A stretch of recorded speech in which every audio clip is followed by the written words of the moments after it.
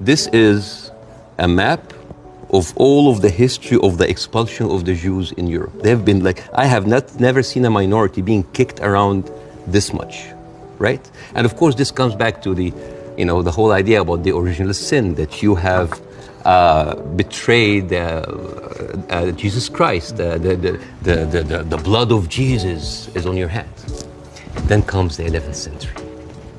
At that time, Jewish people were not allowed to own land. They were just peasants. Even some of the professions they were not even allowed to participate in. But they were allowed to do one thing, usury, money lending, because it was prohibited by the Catholic Church to engage into that. So what happens when you work in money? You get richer, right? And those Jews lived in ghettos. Now, ghettos was not just like isolated neighborhoods in cities. Sometimes ghettos were outside the city. This is like how isolated they were.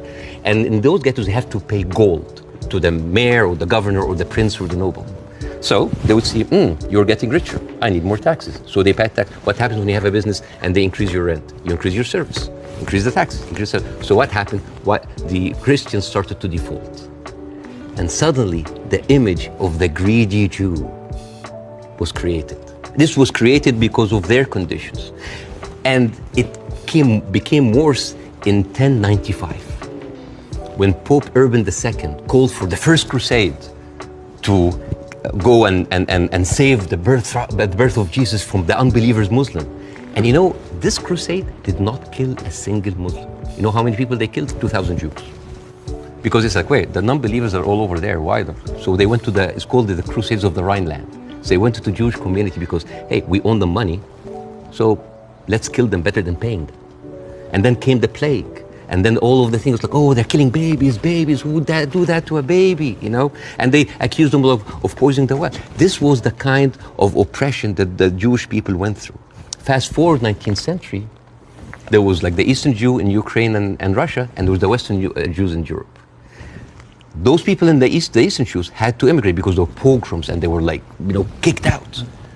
And at a certain point, the people in the West, especially in England, it's like, there are too many Jews. We need a solution. A solution for what? For the Jewish problem. So it's like we need to get rid of them. And you know what? Palestine was not even in the A list. Palestine was in the B list. Because England proposed 6,000 square miles in Uganda for the Jews, 1903.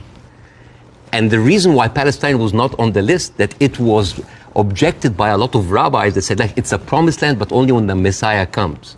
But there were other options, Argentina, South Africa, Uganda, Madagascar. And eventually they said, all right, let's do Palestine. So they went to Palestine in 1914. There was 700,000 people living in Palestine, 3% were Jewish. 1917, Balfour Declaration. Arthur Balfour, he called the Jewish people in England that they are alien and hostile race.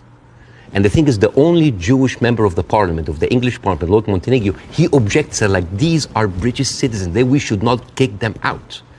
So they pushed them, but it was not going fast enough. Came the Nazis. And then it was not about the solution anymore. It was the end losing, the final solution by Hitler, because he needed an answer for the Jewish question, the Judifrage. And then, as you see, the Holocaust happened, the most orchestrated, industrialized, horrible genocide in our modern time. 6 million Jews died. So it accelerated, and they went. First of all, they left Eastern Europe, and they went to West Europe, and they went to America, and they were turned down, and they were pushed towards Palestine. So by 1948, right before the declaration of the State of Israel, there were 2 million people living there. Only 30% of them was Jews. So the whole idea of like a land without a people to a people without a land was a marketing thing. They were already Palestinians. So suddenly, from our perspective, the Jewish problem is not a Jewish problem, is not a Middle Eastern problem, is not an Arab problem, it is a European problem. It was pushed on us together with the guilt, because now we are the anti-Semite. Now we are the Jewish hater. And not just that, they took land. And suddenly this was like a conflict, a hate, a problem that we didn't have to do anything with. This was basically pushed on us by the Europeans. You see, this is why it is important to say that. And I'm not saying that just like, oh, let's wipe out the State of Israel, let's like push them in the sea. No, but it's important when you talk about the conflict, that you talk about the root causes. Right? No, there was like a vibrant Palestinian culture happening over there. And right now they are erasing this culture. Suddenly I'm thinking of like Israeli feta cheese, Israeli hummus. Oh, that's an insult. Israeli hummus. Come on. I mean, take the land, but leave the hummus, man. I mean, come on. I mean, that's not fair. You are someone who's always spoken against culture, cancel culture. Right now, a whole culture is canceled.